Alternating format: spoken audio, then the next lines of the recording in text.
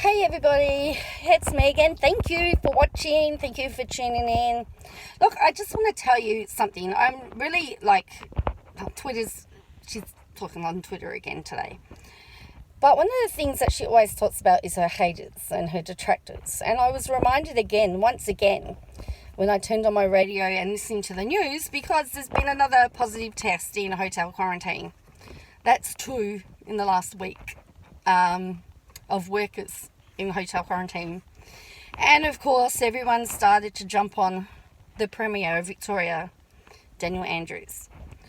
And I know Katie Joy talks about the fact that, there's so many haters and people are so mean to her. But I want to challenge you to look up Daniel Andrews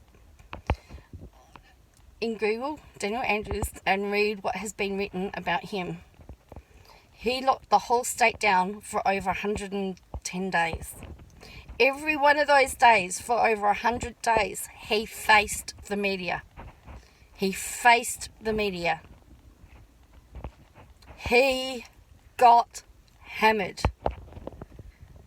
Every day he answered every single question. His press conferences would sometimes go for 3 hours because he would answer every stupid question. Excuse me, Premier, you're going to resign. No, I'm not going to resign. What's happened? We're investigating what's happened. Or do you claim that you're at fault? We'll wait for he set up an investigation to find out what happened. And then at the recommendation of those investigations, the changes have been made to the hotel quarantine program. And there's still been, people have still contracted it. He had members of his family had death threats and threatened, and he ended up saying, had to stand and say, look, whatever you think about me, please hate me, don't hate my family. There were allegations, the fact that he had his family, he sent his family away to safety. There was so many allegations, so many things that was said about him during that time, and even now. People still refer to him as Dopey Dan. People still refer to him, call him all sorts of names. 4.96 million people live in Melbourne. And he probably, and every day he would be criticised.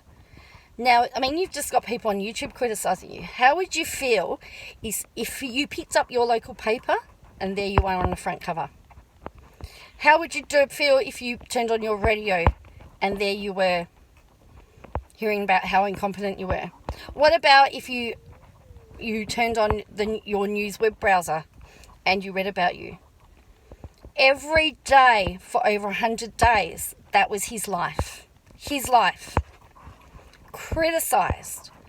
Then he'd have to go and face Parliament, where he'd cop it again. He'd go to Parliament and they'd give him another grilling.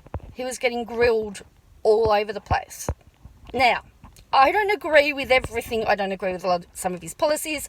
I don't agree with everything that he has done or everything he has said. However, he showed amazing leadership.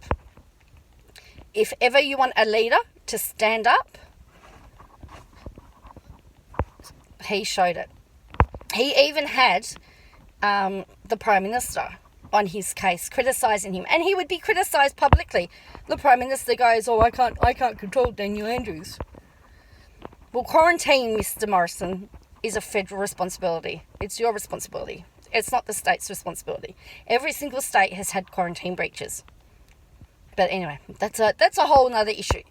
So, Katie Joy, if you want to talk about being hated on, I suggest you look up Daniel Andrews, the Premier of Victoria, and see what he had to deal with for 110 days.